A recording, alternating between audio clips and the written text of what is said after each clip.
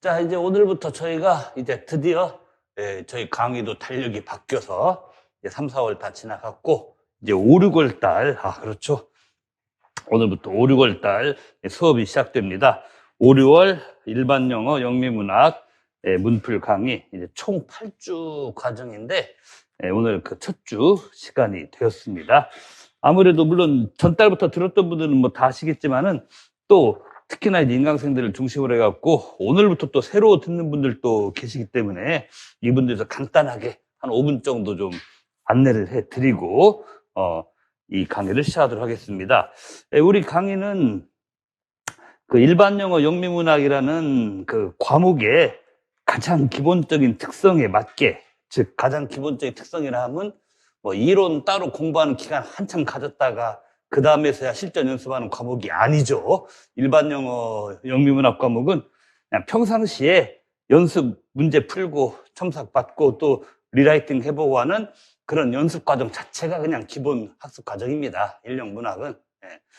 전공 영어 중에서 그런 성격이 뭐 압도적으로 가장 강한 과목이 일영 문학이기 때문에 사실은 뭐 저 같은 경우는 해마다 1, 2월부터도 뭐 심지어는 그 11월 하순에 1차 시험 끝나고 12월 달에 2차 대비 강의를 한 다음에 12월 중순부터 하순까지도 심지어는 또 시간을 더 쪼개서 그때도 좀 급하게 빨리 다음에 공부 시작하는 분들을 위해서 바로 요런 스타일의 일영문학 문풀을 심지어 저 같은 경우는 뭐 12월 달부터도 시작을 하고 있습니다.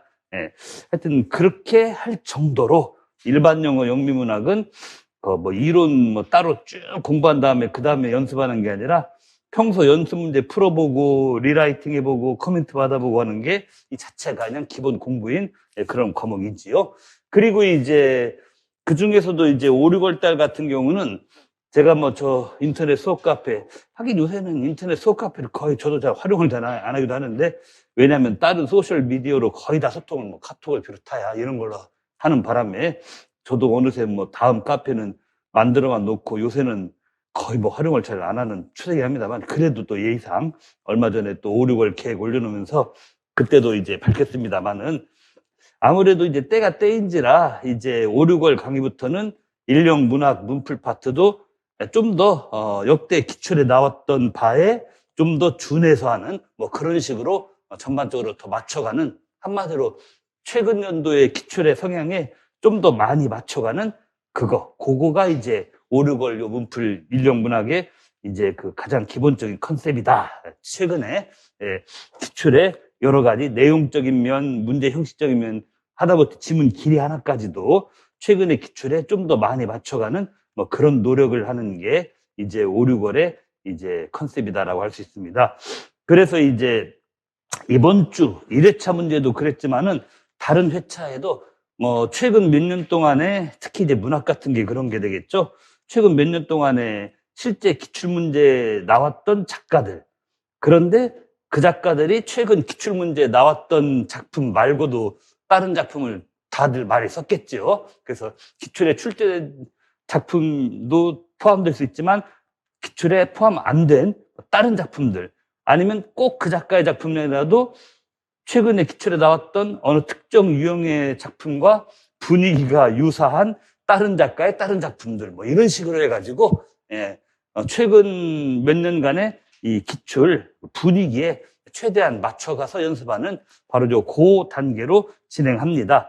그래서 이제 오늘도 보시면은 예를 들어서 일반 영어 2번에 뭐 심리학 소재 문제를 할지, 아니면 일반 영어 3번에 나오는 뭐 인상파, 후기 인상파, 요건 재작년 기출 일반 영어 B형 그 후반부에서 좀 어렵게 나왔던, 혹시나 재작년에도 시험 보신 분들은 아시겠지만은 재작년 일반 영어 문제 중에서 제일 어려웠던 게, 재작년은 작년보다는 상대적으로 좀 쉬웠던 애예요. 일반 영어가 재작년 작년보다. 근데 그 와중에도 재작년 일반 영어 기출 중에는 제일 어렵고 수험생들 사이에서도 논란이 많이 됐던 게 그 B형의 미술 관련 문제, 뭐 후기 인상파 어쩌고저쩌고 하는 문제였는데, 이번에 3번도 그와 좀 유사한 소재로 좀 다른 지문, 유사한 소재 다른 지문으로 문제를 만들어 봤습니다.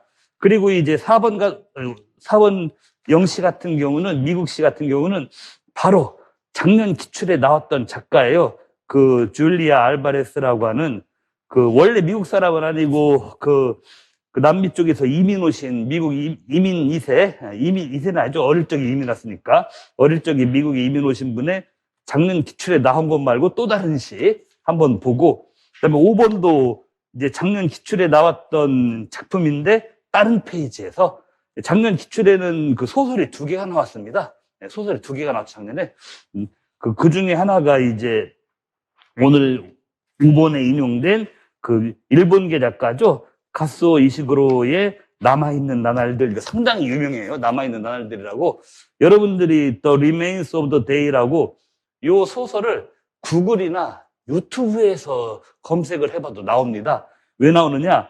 이미 오래전에, 아주 오래는 아니고 하여튼 제법 좀 지난 옛날에 이 작품이 헐리우드 영화로도 만들어졌어요. 남아있는 날들 여기 영화로 남아있어서 지금도 아마 뭐 1,몇백 원, 2,몇백 원 결제하고 뭐 어둠의 경로 말고 합법적으로 그 돈 페이먼트 지불하고 제대로 가격 지불하고 다운받을 수 있는 그런 사이트에도 아주 많지는 않지만은 간간히 올라와 있는, 혹시나 한번 보세요. 보면은 이게 되게 두꺼운 장편 소설입니다. 뭐 400몇십 페이지 된 장편 소설인데 그 헐리우드 영화의 그 한 편 보시면 원작에 비교적 충실하게 잘 만들어서 그 영화 한 편 한 2시간 정도 뭐 그 정도 됩니다. 보시면은 이 소설 전체의 핵심은 다 볼 수 있는 그런 효과를 누릴 수 있습니다. 참고로 거기 나오는 여자 주연 배우 중에 하나가 몇 년 전에 그 아카데미상 엄청 많이 받은 그 라라랜드라고 하는 뮤지컬 영화 있지 않습니까? 거기 여주인공 나왔던 엠마 톰슨이 거기 또 요거 영화화된 영화 버전에 또 여주인공으로 나오기도 하고, 그리고 헐리우드 영화 중에 이른바 연기 되는 배우를 거의 10명 가까이 주연 내지 주조연급으로 캐스팅한, 캐스팅 되게 빵빵한 영화로 나왔으니까 한번 보시면 좋을 것 같습니다. 그런가 하면은 6번 같은 경우는, 이건 작년 기출은 아니에요. 근데 작년 기출하고 유사한 장르의, 좀 말이 좀 이상하지만 유사한 장르의 희곡입니다. 오늘 6번은 제목이 메시지 센터라고 해서 발신한 메시지 뭐 이런 얘기인데, 이게 무슨 메시지냐? 요즘에는 여러분들 요즘에는 전부 다 뭐 우리나라의 카톡을 비롯해서, 그리고 또 저기 동남아 쪽 가면은 네이버에서 개발한 그 라인이라고 하는 소셜 미디어가 엄청 많이 쓰인다고 하더라고요. 그래서 몇 년 전에 통계에서 카톡보다 오히려 네이버 라인이 더 다운로드 횟수가 많길래 이것은 사기 아닌가. 솔직히 한국에서 다 카톡 쓰지 누가 네이버 라인, 뭐 사이트야 네이버가 크지만 그래도 네이버 라인 거의 우리 안 쓰잖아요. 그런데 알고 봤더니 동남아 쪽에서는 장난 아니게 그 네이버 라인을 카톡 이상으로 장난 아니게 몇 억이 쓴답니다. 동남아 쪽에서. 그래서 그런 식으로 요새는 다 이렇게 소셜 미디어로 소통하지만 이게 대략 한 20년 전 작품이에요. 오늘 6번 희곡이 대략 20년 전 작품. 그러니까 90년대 말인가 2000년대 완전 초반, 2001년도인가 그때 작품이에요. 2001년도가 작품인데 그 당시는 뭐냐, 휴대폰에 몇 글자, 한 뭐 80 몇 글자인가 100 몇 글자인가 밖에 안 되는 문자 메시지 아니면, 한 번에 88글자인가 몇 글자밖에 되는 문자 메시지 아니면은 바로 오늘 6번에 소재로 나오는 이 보이스 메시지, 음성 메시지, 뭐 음성사사, 뭐 비밀번호 누르고 첫 번째 메시지입니다. 띠 하면 뭐라고 나오고 뭐 이거 있지 않습니까? 여러분들 아마 아주 어렸을 적 핸드폰에서 활용했던 그 기능, 바로 그 음성 메시지에 관한 그걸 소재로 한 이 희곡인데, 이게 여러분들 오늘 6페이지란다. 6번으로 수록된 요 희곡이 이 전체 희곡의 분량 가운데 1막이 아닙니다. 희곡 전체, 이 희곡 전체 분량의 어느 정도는 되냐면은 3분의 2예요. 여기 수록된 게. 이 희곡 전체 3분의 2가 오늘 6번 문제로 수록되어 있습니다. 이 말은 뭐냐면 6번 요 희곡이 되게 전체가 짧다는 얘기죠. 뭐 몇 막 몇 장을 따지고 말고 할 것도 없습니다. 그냥 앞뒤 한 페이지 반이면 끝이에요. 왜 그러느냐? 지난번에도 한번 3, 4월 수업에도 말했지만은 작년 희곡 기출이 역사상 처음으로, 아마 처음이자 마지막이 되지 싶은데, 텔레폰 드라마라는, 전에도 한번 제가 이 수업 시간에, 지난 3, 4월 수업 시간에 3, 4월 초기에 아마 언급한 것 같아요. 텔레폰 드라마라는 아주 기상천외한 희한한 희곡 장르가 2001년도, 2년도 그 무렵에 미국의 어느 연극 페스티벌에서 처음으로 세상에 선보였습니다. 말 그대로 연극의 소재가 전부 다 전화 통화에 관한 거예요. 공중전화도 있고 집전화도 있고 요런 그 핸드폰 음성 메시지, 음성 사상 확인도 있고 온갖 형태의 이 텔레폰 통화를 소재로 한 드라마가 21세기 초반에 미국의 어느 그 연극 페스티벌에 한 6, 7편 정도 출품이 되고 그게 공연에 다 어차피 공연이라고 해봤자 뭐 이 텔레폰 드라마는 희곡 한 편에 한 페이지 반, 2페이지밖에 안 되니까 연극 한 편 공연하는데 뭐 7, 8분이면 다 끝납니다. 그래서 6, 7편 다 공연해봤자 2시간이면 싹 끝나버렸어요, 이게. 그런 텔레폰 드라마라는 아주 그냥 신종 희곡 장르가 생겼는데 그 작년에 기출로 나왔던 그 뮬린즈라는 작가의 클릭, 그렇죠. 클릭이라는 제목의 희곡도 바로 텔레폰 드라마. 그러니까 알코올 중독자들 재활 수용소에 갇힌 남자와 그 남자의 아마 여친으로 추정되는 여자 사이에 그 앞뒤 한 페이지짜리 전화 통화, 그게 나왔는데 이것도 이제 작가는 다르지만 같은 장르로 돼 있는데, 이걸 읽을 땐 여러분들이 이제 상상을 해보셔야죠. 요건 보통의 희곡이 아니라 한 사람의 핸드폰에 담긴 여러 사람들로부터 들어온 총 8개의 음성 메시지가 쭉 소개되는 과정이다. 뭐, 그걸 생각하시고 읽으시면 됩니다. 그래서 중간에 삐 하는 것은 삐 소리가 나면 뭐 어떻게 해주시고 비밀번호 눌러주고 할 때 바로 삐 소리가 되는 거죠. 하여튼 이렇게 해서 이번 1회에서도 이제 최근 연도 기출에 그 추세에 맞는 심지어는 뭐 기출에 나온 작가의 뭐 다른 작품도 포함해서 뭐 그런 식으로 한번 저희가 지문을 구성을 해서 봤습니다. 근데 이게 뭐 전부가 아니죠. 앞으로 이제 2회부터 8회까지도 계속 거슬러 올라가면서 지난 길게 올라가는 9년 동안에 이 지난 9년 동안에 서다평 문학 일형에 나왔던 온갖 글의 내용, 장르, 작가, 그리고 또 뭡니까? 문제 포맷들, 이것들을 한마디로 되게 좀 실전 친숙 훈련으로, 그렇죠. 실전 친숙 훈련으로 우리가 개념 잡고 공부하는 게 이번 인력 문학 문풀의 이제 말하자면은 기본 컨셉이다. 그래서 이제 뭐 7, 8월부터는 80점 만점을 딱 갖춘 모고를 보게 되는데, 근데 그때도 마찬가지입니다. 솔직히 뭐 영교도 한 32점 정도 나오고 영어학도 한 22점, 24점 정도 나오고 그러지만은 늘 보면은 모고에서도 그렇고 실제에서 그렇고 결국은 문학 1령에서 점수 차이는 다 나요, 솔직히.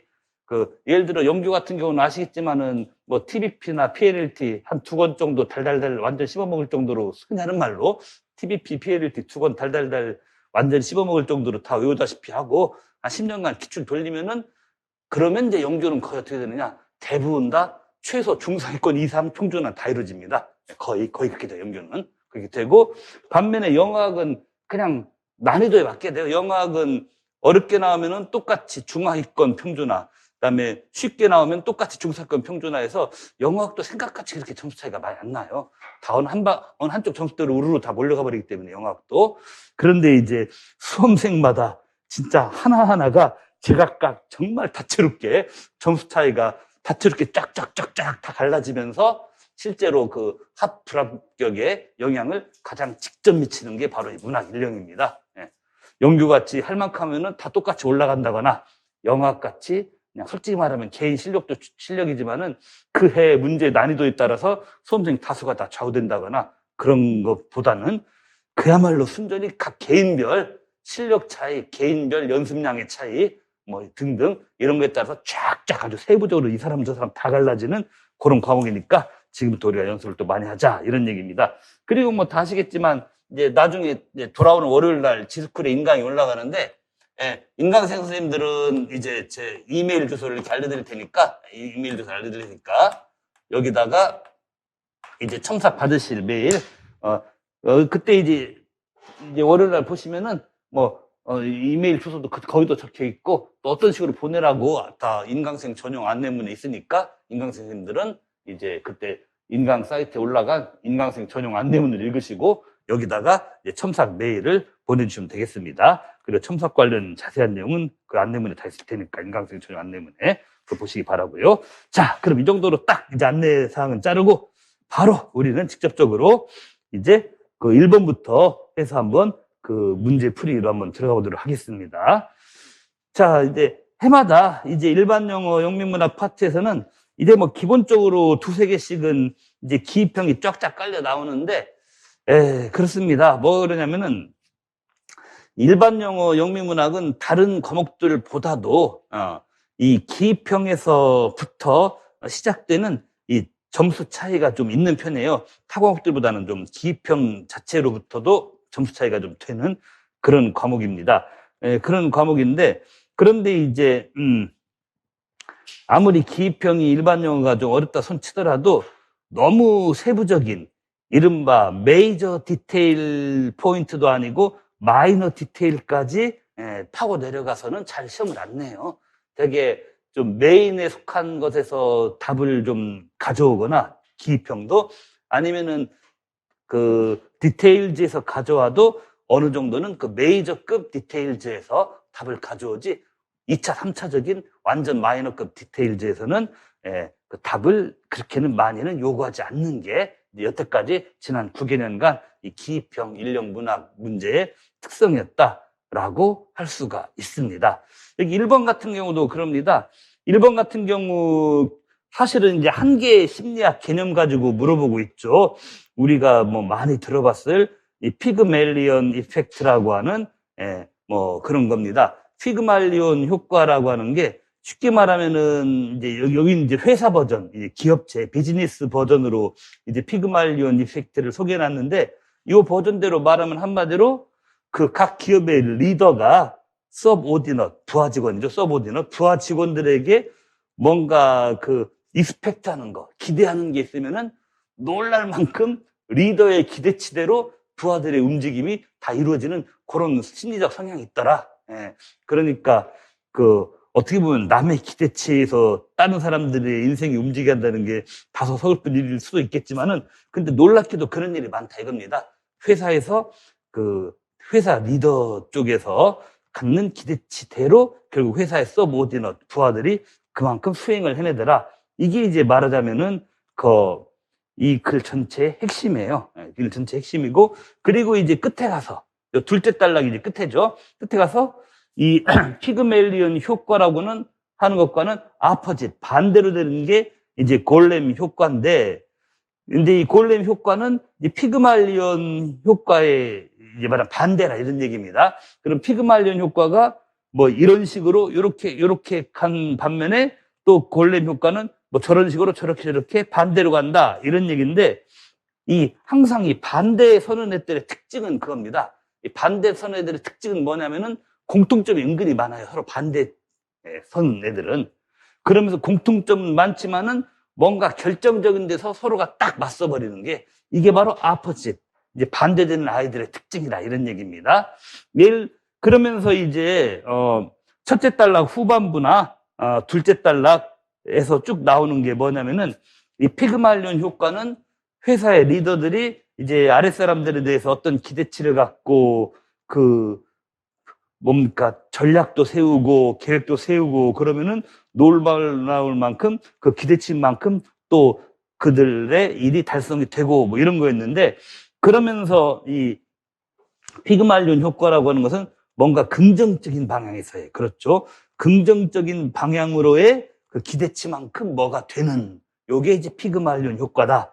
뭐 이런 식의 얘기가 나오고 있죠. 그게 어디 나오냐면은 둘째 단락 네, 보시면은 말하면 회사에서의 번아웃, 소진, 탈진, 이 문제와 관련해서 말할 것 같으면은, 그러니까 번아웃이라는 것은 뭔가 잘 안 돼서 탈진되고 지치고 막 힘들어하는 거, 심리적으로 거의 바닥나는 그 상태인데, 이런 문제와 관련해서 볼 것 같으면은 이 피그말리온 효과는 파지티브한, 그렇죠, 긍정적인 피드백의 루프, 무한 순환을 루프라고 하죠. 루프.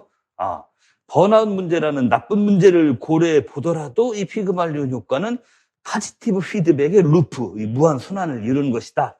그래서 매 사이클마다 뭔가 그 긍정적인 피드백이 인크리스, 증대되거나 인텐시파이, 더 강화되는 그런 게 피그말리온 효과다. 예를 들어서 이제 말하자면 이 피그말리온 효과가 무한 루프를 반복하면서 하이어, 갈수록 더 높아지는 expectations, 기대치가 회사의 리더들로부터 나오면은 갈수록 이 루프를 돌면서 갈수록 높은 기대치가 나오면은 또 뭐냐, 회사 부하 직원들 차원에서는 가면 갈수록 하이어 퍼포먼스, 더욱더 높은 수준의 퍼포먼스를 보여주게 된다.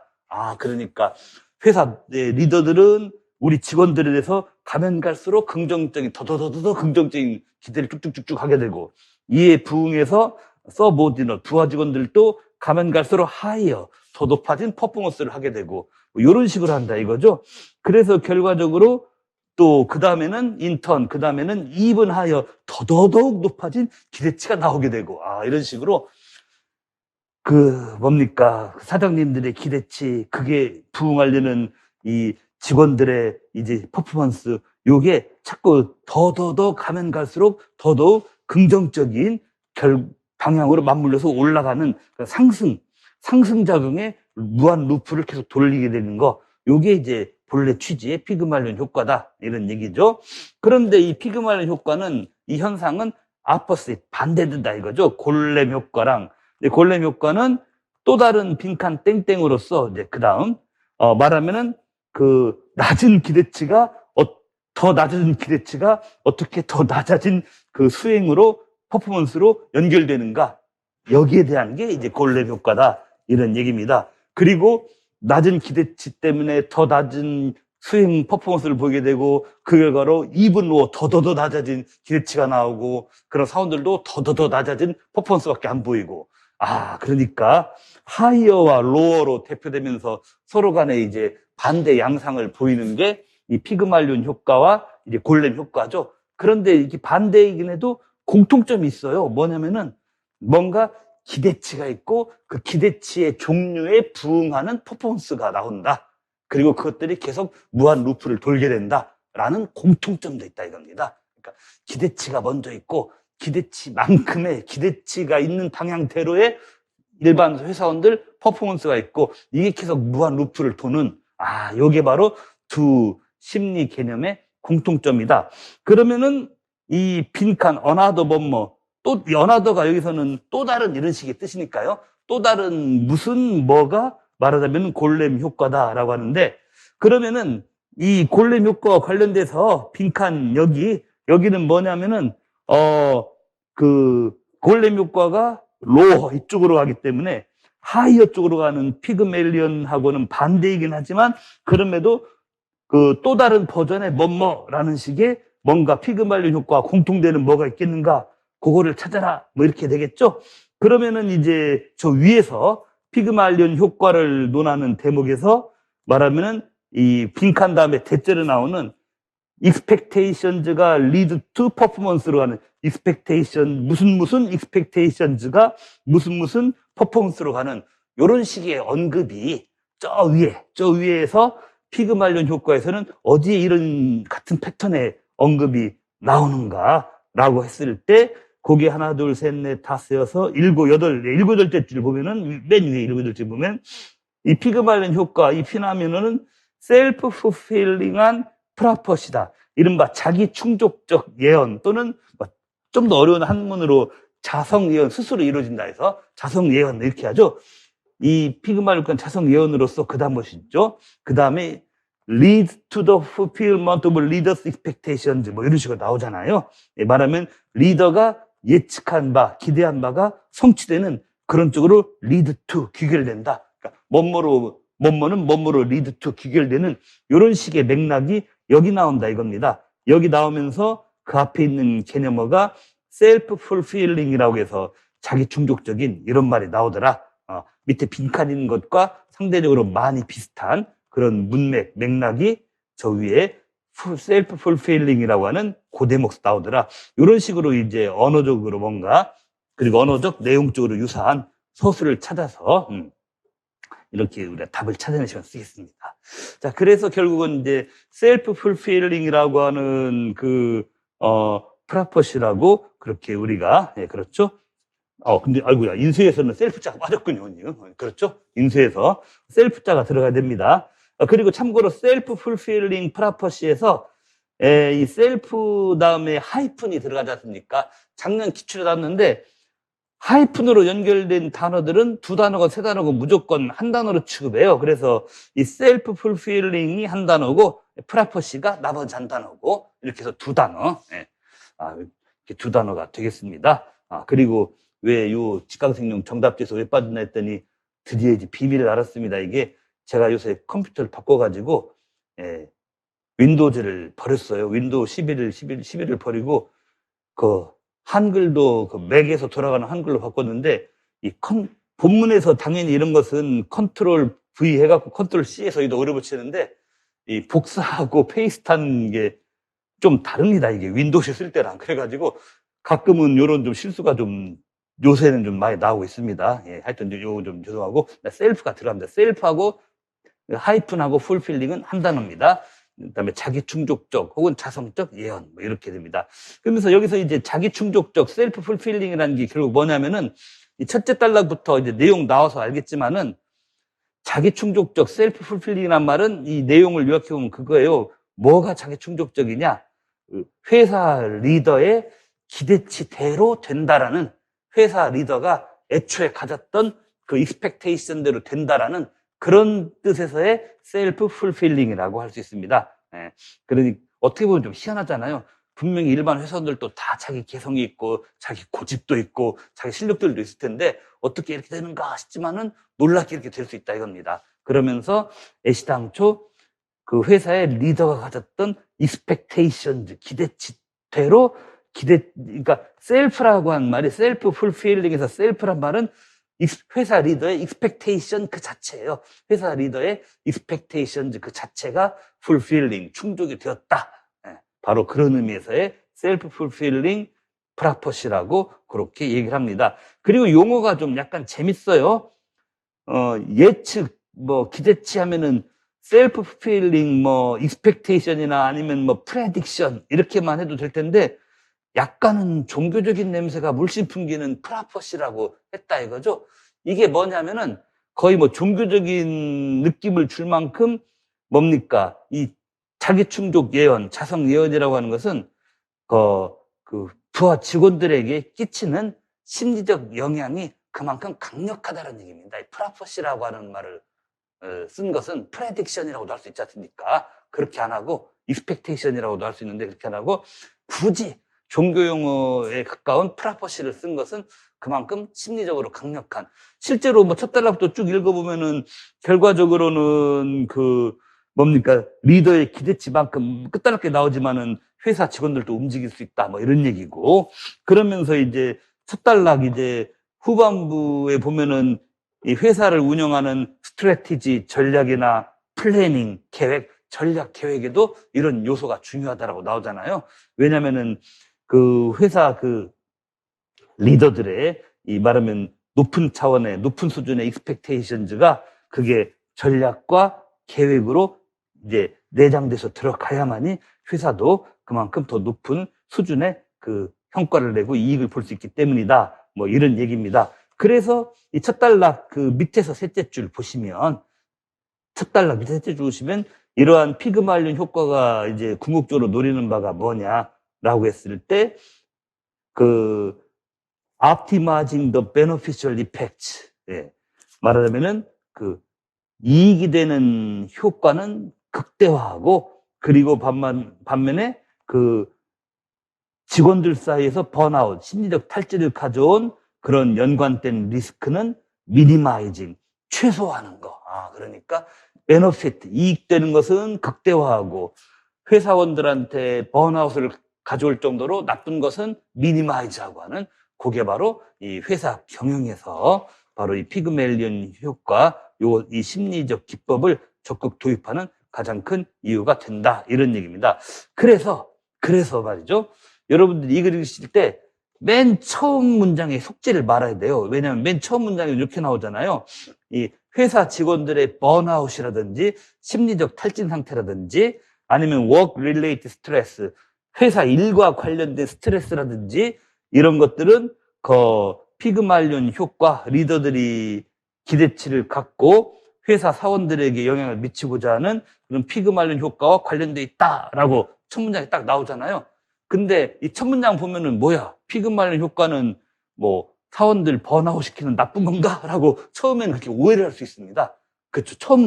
그래서 이 독해 지문의 약간의 함정이 아무래도 첫날 첫 문제, 첫 문장은 임팩트가 있기 마련이기 때문에 뭐야, 이거 첫 문장에서 이렇게 나온 거 보니까 이글은 피그말리온 효과 나쁜 거라고 욕하는 글인가? 라고 그렇게 우리가 오해하기 쉬운데, 그러나 역시 한국말로 그렇죠. 영어도 끝까지 잘 읽어야 되는 게, 이 단락을 끝까지 읽다 보면 그게 아니라 피그말리온 효과는 beneficial effect는 optimizing, 최적화, 최대화하고, 그다음에 번아웃은 미니마이즈 한다. 번아웃을 미니마이즈 한다라는 뜻에서 첫 문장 인플로의 번아웃이 연관되어 있다. 이렇게 맞춰보라는 거구나 라고 우리가 봐야 됩니다. 근데 처음엔 그렇게 잘 안 보여요, 솔직히. 저도 처음엔 좀 오해했어. 이것도 저도 제가 창작한 글이 아니라 어디선가 가져온 글이겠죠. 맨 처음 봤을 때 이게 뭐지? 통념과는 달리 이거 뭐 피그말리온 효과를 좀 부정적으로 속된 말로 까는 글인가? 라고 처음엔 저도 첫눈에는 의심했는데, 쭉 읽다 보니까 그게 아니에요. 쭉 읽다 보니까 그게 아니고, 말하자면은 좋게 긍정적으로 번아웃 문제를 긍정적으로 처리하는 데 도움된다. 이런 식으로 하는 글이구나. 쭉 읽다 보니까 알게 되었습니다. 뭐 이런 것들 여러분이 조심하면 될 것 같아요. 자, 그리고 여기에 대해서 이제 세부적인 해석은 제가 늘 그래왔듯이, 매주 그래왔듯이, 뭡니까? 1주차 해석은 2주차 수업 자료 나눠드릴 때 그때 같이 들으니까, 전체 번역본을 다 들으니까 한번 일주일 동안 한번 번역 연습도 해보시다가 뭐 일주일에 맞춰보시기 바랍니다. 자, 그 다음에 이제 2번 보겠습니다. 2번은, 이것도 약간의 뭐 심리학적인 문제라고도 할 수 있고, 아니면은 뭐 건강, 정신 건강에 관한 문제라고 할 수 있는데, 아니면 뭐 사회 비평에 관한 글이라고도 할 수 있겠죠. 1번보다는 좀 상당히 좀 부드럽게 순하게 읽히는, 왜냐하면 너무나 우리 현실이기 때문에, 너무나 우리 현실이라서 2번은 1번보다는 좀 부드럽게 비교적 술술 읽히는 뭐 그런 글이라고 할 수 있습니다. 여기 이제 밑에 정답이 스크린이 들어가서 스크린 타임, 이게 정답이 되는 스크린이란 말이 들어가서. 근데 여러분들이 스크린 타임은 요새 스마트폰 보시면 다 나와요. 저도 이제 매일 아니라 매주 일요일 날 9시 27분에 정확히 제 아이폰에 뭐 스크린 타임 금주에 통계낸 걸 내가 원치 않는데 지가 알아서 다 화면에 띄워주더라고요. 그러니까 스크린 타임이라는 게 뭐냐? 말 그대로 스마트폰을 비롯한 스마트 기기들 그 화면을 말하면 쳐다보면 시간, 한마디로 스마트 기기, 아이폰 뭐 이런 걸 비롯한 스마트 기기를 이용한 시간이에요, 한마디로. 그냥 스크린 타임이 바로 그런 의미죠. 스크린 타임이란 말은 이게 많아질수록 얼만큼 이 디지털 내지는 스마트 기기를 얼마만큼 많이 쓰고 있는가, 혹은 스마트 기기, 디지털 기기에 나의 인생 자체가 얼마만큼 꽉 연결되어 있는가, 그거 매 주마다 스크린 타임 통계 보면은 그냥 쫙쫙 나온다라고도 그렇게 알 수가 있겠습니다. 자, 그런데 여기 이제 2번 같은 경우는 밑에 보시면은 이제 커멘터리 주어지고, 요거에 대한 기평이잖아요.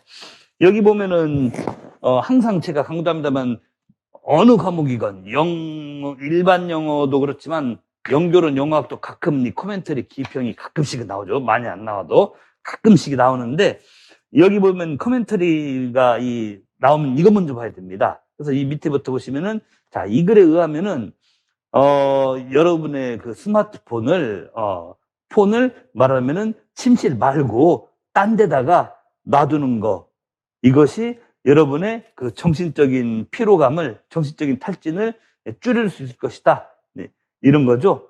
그런데 이제 왜 이게 이렇게 되느냐라고 했을 때, 말하면은 뭡니까? 여러분의 베드 타임, 취침 시간과 라이징 타임, 기상 시간이죠. 여러분의 취침 시간과 기상 시간이 another 뭐뭐 타임, 또 다른 무슨 타임이 되는 것을 프리벤트, 막아줌으로써 그런 거죠. 자, 그러면은 우리가 이걸 딱 봤으면은 우리가 할 일이 뭐냐? 그렇구나. 지금 뭐 스마트폰 얘기, 온갖 얘기 다 하는 것 같긴 한데, 여기서 이제 딱 봤을 때 잠자고 일어날 때, 그렇죠. 잠자고 일어날 때 스마트폰을 침실 말고 딴 데다 놔두는 그 얘기구나. 그러면은 우리는 잽싸게 본문을 딱 보면서, 심지어는 우리가 읽기 책략 중에 스키밍도 그렇게는 많이 필요 없습니다. 그야말로 그냥 스키밍도 아주 그냥 와일드하게 빨리빨리 하시면서 스캐닝을 위주로 하셔야 돼요. 그냥 뭐를 어떤 언어 정보, 한마디로 취침 시간, 기상 시간, 그다음에 침실, 잠잘 때 이런 말이 언제 나오는가, 몇 가지 표현이 언제 나오는가, 그것만 막 눈 뻘개서 쭉 찾아야 돼요. 쭉 찾다 보면은 어떻게 되느냐, 첫째 딸락, 둘째 딸락은 그냥 거의 다 그냥 그런 말 일체 없는 게 눈에 보이니까 그냥 첫째 딸락, 둘째 딸락은 불과 한 10몇 초 만에 통과됩니다. 예. 그러니까 예, 첫째 딸락과 둘째 딸락은 일단 답을 찾기 위한 그 접근으로서는 10몇 초, 20몇 초 만에 통과를 하셔야 이게 정상이고, 아, 첫째 딸락, 둘째 딸락이 없네. 그럼 뭐지? 셋째 딸락 봤더니 그 테크놀로지에서 시간을 뺏어가기란 말은 즉 기술적인 면, 즉 스마트폰 같은 그런 기술 장비죠. 그런데 쓰는 시간을 빼버리는 거, 줄여버리는 거라는 것은 어려울지도 모르겠다. 왜냐하면은 특별히 언제 그러냐면 여러분이 집에서 일할 때, 집에서 일하면서 그 뭡니까 친구들과 연락하려고 노력할 때, 또는 가족과 연락하려고 노력할 때, 혹은 집에서 일하면서 그 저녁에 엔터테인 유어셀프 아니라 뭔가 흥미거리 찾느라고 할 때, 뭐 이럴 때 이제 바로 스마트폰 이런 거 쓰는 시간 뺏는 게 어려울지 모르겠다 쭉 나오는데, 그 다음에 쭉쭉 나오죠. 그 다음에 나오다가 그 밑에 봤더니 한 6째 줄 정도에 In the morning, the last thing, 뭐 go to sleep 딱 나옵니다. 한 8번째 줄인가. 그렇죠. 둘째 딸 8번째 줄인가. 드디어 이제 go to sleep 하는 얘기, 잠자는 시간 얘기가 나옵니다. 그러면서 여기 나오네요. 안 그래도. 하지만 여러분의 폰을 침실에 놓는다는 것은 말하면은 디지털 퍼티그에 심각하게 아주 무겁게 기여한다는 말은, 그러니까 잠잘 때도 침실에다가 또 그 스마트폰 놔두고 자면은 이 글의 키워드 중에 하나인 디지털 퍼티그, 이 디지털 기기 과잉 사용으로 인한 피로감, 이게 더 심해진다 이런 얘기입니다. 그러면서 이제 밑에 커멘터리 나왔던 거랑 비슷하게 막 나오죠. 그러면서 이제 여러분의 폰을 그 테이블 머리맡에다가 잠자는 동안 두는 대신에 어나더 룸에 두도록 해봐라. 그리고 이제 그 유혹을 피해라. 어떤 유혹을 피해냐면은 여러분이 잠잘 때 그것을 픽업, 스마트폰을 집어들려는 그런 유혹을 피해라 이런 얘기죠. 그 다음에 The minute you wake up인데, 더 미닛이란 말은 조금 쉬운 듯 어렵고 어려운 듯 쉬운 거죠. 뭐뭐 하자마자라는 그런 관용적인 표현이죠. 다 아시겠지만 The minute you wake up이 as soon as입니다. 한마디로. 여러분이 깨자마자 스마트폰도 탁 집어들려는 그런 유혹을 피하려면 어떻게 할 것인가. 스마트폰 딴 데로 치워라. 그러니까 참 사람이 스마트 기기에 꽉 묶여 산다는 게, 자기 전에도 폰 만지다가 어떨 때는 내 얼굴에, 내 면상에 폰 툭 떨어져서 잠에서 못 깨기도 하고, 뭐 아니면은 침대 옆에다 대충 놨다가 뭐 스마트폰 굴러 떨어져 침대하고 벽 사이 어디 처박히기도 하고 막 그러고 하고 잤다가, 또 아침에 일어나자마자 눈 부비고 일어나자마자 내 폰 어디 갔지? 벽에 시계 있는데도 굳이 꼭 폰을 찾아서 이렇게 해서 시간을 보자. 저도 그래요, 솔직히. 어머니 시계 딴 데 크게 있는데도 굳이 이렇게 해서 그냥 시계 보지 않습니까? 이걸 막아야 된다. 그래서 이걸 막아야 된다 이거죠. 예. 그래서 이제 말하면은 한마디로 이거잖아요. 이 흐름이 한마디로 자고 깰 때만이라도 폰 좀 그만 만지게 하자 이거지 않습니까? 한마디로 사람이 너무 스마트 기기에 속박돼 있어서 디지털 퍼티그가 너무 심하니까 하다못해 자고 깰 때라도 폰 좀 그만 만지게 하자라는 게 이제 흐름입니다. 그래놓고 또 we know, 우리도 압니다. 뭐라냐면은 여러분의 얼람에 대해서 what about your alarm, right? 이 말은 뭐냐면요, 그렇게 스마트폰을 침실에서 치워불고 자면은 그 스마트폰 알람 앱이 안 울리는데 알람은 뭐로 맞추냐고요? 뭐 이 수술이에요. 그 걱정도 합니다. 뭐 이런 얘기예요. 근데 걱정하지 마시고, 굳이 꼭 스마트폰에 있는 알람 어플 시계 어플 가지고 알람 설정 이거 필요 없다. 뭐 다른 걸로도 엄연히 트레디셔널 알람 클락 같은 걸로도 여러분이 잠 깰 수 있다. 이런 식으로 나오죠. 그래서 뒤에는 뭐 다 그런 얘기예요. 그러니까 한마디로 밑에 커멘터리 부분하고 이 본문 이 셋째 단락 후반부랑 서로 이제 얘기가 통하는 부분에서 보면은 결국 그거잖아요. 하다못해 자고 깰 때라도 폰 만지는 시간 좀 줄입시다. 뭐 이런 얘기죠. 그런데 이것을 약간 말을 틀어서 커멘터리에서는 뭐냐면은 자고 깨는 시간마저도 또 다른 무슨 타임이 되게 하지 말아야 된다. 그러니까 무슨 타임이겠어요? 자고 깨는 시간마저도 계속 폰 만지작거리고 쓰는 시간이 되게 하지는 말아야 된다. 이런 말이 여기 들어야 되겠죠? 그러면 한마디로 그게 또 다른 스크린 타임이 되게 하지는 말아야 된다. 뭐 이런 식으로 정답이 되는 겁니다. 예. 정말 우리 모두의 문제입니다. 저도 거의 습관이면 거의 자동입니다, 자동.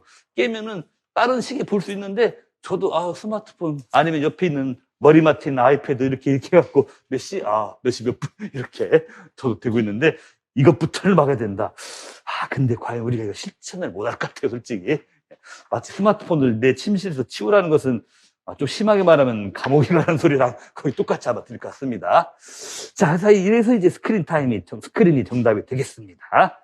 자, 이제 그렇게 해서 이제 2번은 별로 이렇게 생각보다 안 어려운데, 하여튼 이 스크린 타임이라는 게 약간의 상식도 필요하죠. 뭐 누구나 다 아는 상식이겠습니다. 사실 이 정도 문제는 굳이 언어 외적인 스키마가 필요한 건 아니에요. 스크린 타임은 워낙 유명한 표현이기 때문에. 자, 그럼 3번을 보시면은, 이제 재작년에 나왔던 기출에서, 재작년은 상대적으로 작년에 비해서는 일령이 좀 쉬웠던 해에 속하긴 합니다만, 그래도 B형 후반부에 있었던 그 미술, 역사, 후기 인상파 관련 글이 좀 어려웠다. 여기졌던 그런 해입니다. 자, 그래서 그 유사한 소재, 똑같은 질문은 아니고요. 유사한 소재로 한번 연습을 해보도록 하는데, 이것도 그 밑에를 봤더니 커멘터리가 또 따로 나와 있어요. 커멘터리 나와 있는데, 밑에 커멘터리 기평 뭐라고 돼 있나 봤더니, 이 글에 의하면은, 비록 그 포스트 임프레셔니스트, 그러니까 후기 인상파죠.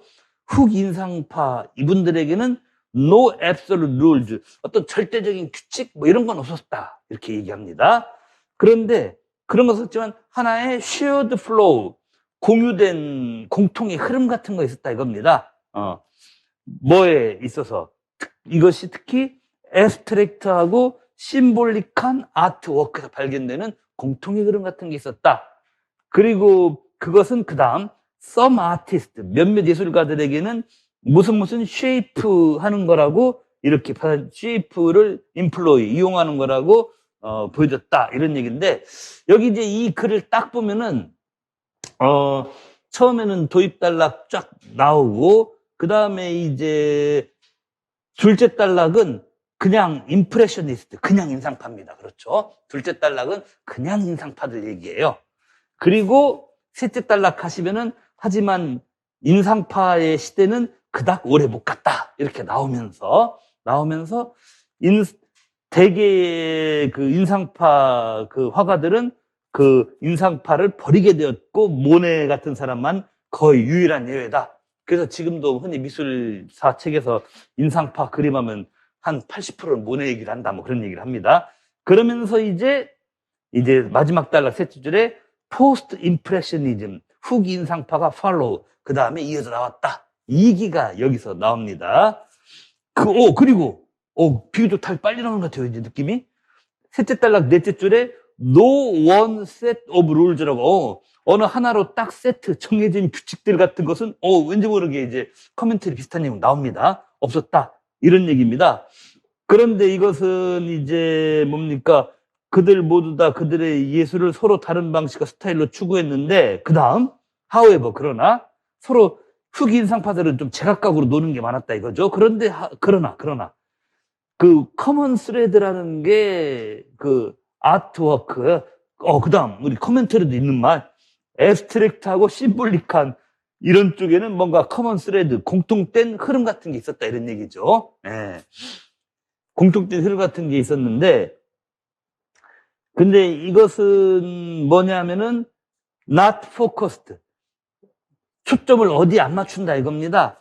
자연 환경 같은 거 그리고 하는 것은 별로 안 중요시했대요. 인상파들은 그렇게 했지만, 그래놓고 그 밑에 커멘터리에도 some artist가 있는데, 드디어 이제 some artist가 나왔습니다. 드디어 몇몇 아티스트들이 있습니다. 우리가 잘 아는 세잔 같은 아티스트들은 이제 초점을 맞췄어요. 이 컴포지션은 미술 그림 구상하는 거죠. 미술 그림 구상이 의존한다. 뭐에 의존하냐? 펀더멘털 폼즈에 의존한다라고 했는데, 뭐뭐에 의존한다라고 했던 것을 우리 이제 밑에 커멘터리에는 살짝 뭐뭐를 이용한다는 식으로 살짝 바꿨어요. 그리고 요 펀더멘털 폼즈라고 본문에 써 있었던 것을 밑에는 빈칸 땡땡 쉐입스라고, 폼하고 쉐이프 유사어를 이렇게 서로 바꿔치기 해가지고, 역대 기출에도 이런 거 좀 됩니다. 그러니까 커멘터리의 내용과 본문의 내용이 서로 다른 단어로 리프레이즈 된 거. 여기가 이제 그런 관계죠. 그래서 본문에서 펀더멘털 폼즈라고 된 것을 밑에서는 펀더멘털 쉐입스라고. 그리고 실제로 이 폼의 문맥상의 의미가 뒤에를 보시면은 쉐이프에 제일 가까워요. 폼은 기본 단어지만 사전 보시면 막 열 몇 가지 막 뜻이 쫙 있잖아요.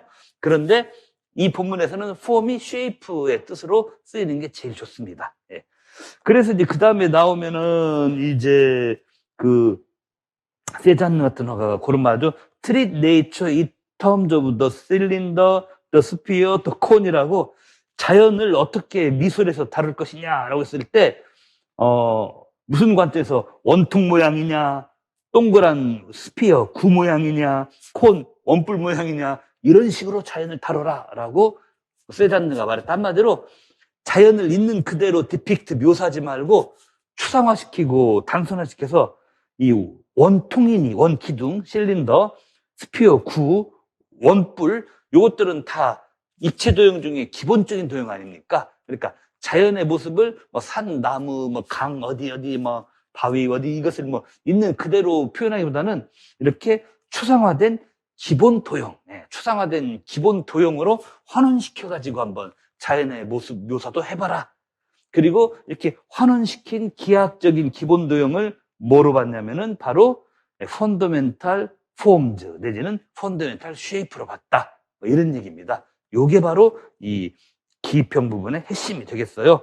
그러니까 자연을 있는 그대로 할 것 없이 자연도 잘 봐봐라. 잘 보면은 저건 어딘가 모르게 원통 모양으로 환원시킬 수 있고 저건 위에 저 산 같은 것은 전부 다 그 콘 모양, 원뿔 산 그렇죠. 위가 뾰족하니까 산은 다 원뿔 모양으로 이렇게 환원시킬 수 있고 나무 기둥은 다 원통으로 환원시킬 수 있고 그렇죠. 그리고 바위 같은 건 다 이제 말하자면은 동그란 공 같은 걸 환원시킬 수 있고 뭐 이런 거다. 이렇게 좀 기하학적으로 단순화된 그런 도형으로 환원시켜서 봐라. 이런 얘기를 한 겁니다. 자, 그래서 요 기평과제는 요 뭡니까? 둘째 단락, 셋째 단락 세 개를 됐고요. 요 다음에 이제 밑에 서술형 과제를 보시면은 요 패시지 의거에서 볼 것 같으면은 그 둘째 단락에 더욱더 트레디셔널하고 클래식한 주제들 이런 말 그래놓고 딱 나오죠. 우리가 르네상스 그림에서 보는 이런 얘기입니다. 그러니까 이건 조금 착한 문제일 수도 있습니다. 밑줄 바로 다음에 그 밑줄 요놈아들이 어디서 보이는 거냐? 르네상스 그림에서 보는 거다라는 말이 딱 나와 있으니까 그러면 이제 그 다음 이어지는 내용에서 이 밑줄 다음에 이어지는 내용에서 이제 르네상스 그림의 특징을 나타내는 말들이 어디에 나올 것인가 이렇게 봐야 되는데 근데 여기 이제 둘째 단락은 뭐냐면은 여러 가지 말들이 많지만은 여기는 이제 후기 인상파가 아니라 그냥 인상파죠. 그냥 인상파라는 게 이제 뭡니까? 그 르네상스식의 더 전통적이고 클래식한 것과는 뭔가 좀 다르다. 이 다른 점을 좀 쓰고 있는 거잖아요. 그래서 여기 보시면은 뭐 밑줄 바로 밑에 to be more specific colors and brushwork 여기는 그다음에 expressive 뭐 이런 것은 다 이제 인상파 얘기고 그 거기서 또 이제 한 줄 더 내려가면 not focused on the type of stylistic element like 했는데 이 not focused에 걸리는 말은 바로 윗줄에 있는 인상파한테 걸리는 말이야 이겁니다. 그러니까 not focused 뭐뭐가 인상파가 별로 취급 안 한 거 이거잖아요. not focused on 다음에는 인상파가 취급 안 한 거니까 이 단락에서 반대로 따지면은 이제 우리가 문제 풀어야 되는 르네상스 미술들은 많이 취급해 준 거 요거가 나오겠구나 뭐 이런 식으로 딱 보면 되는 거죠. 그래서 이제 그걸 딱 꼬투리를 잡아가지고 이제 시메트리, 오더, 폼 요런 것들을 중점적으로 여기가 바로 이제 중점적으로 그 뭡니까 그 답이 핵심이 된다 이겁니다. 예. 그리고 이제 그 다음 시메트리, 오더, 앤 폼 다음에 it is open 쭉쭉 나오지 않습니까? it is open 쭉쭉 나왔는데 이때 it는 다시 또 도로 인상파의 그 그림 기법을 말해. 이때 it가 르네상스 아니에요, 여러분들. 이때 it는 앞문장에 말하자면은 그 주어랑 이어지는데 앞문장이 좀 길지만 앞문장 전체의 주어는 Colors and Brushwork by Impressionist란 말입니다. 그러니까 여기서 it는 결국은 따져보면은 그 인상파 화가들 얘기입니다. 이때 it is often described as an optical form of art 했는데 이건 인상파 얘기입니다. 이거 르네상스 얘기 아니니까 it is often described 다음 대목을 바로 답으로 쓰시면 그건 빼야 됩니다. 그건 빼고 의르탑이 짧아요. 그러니까 여기서는 이제 symmetry, order and form 뭐 이런 식으로 될 수 있습니다.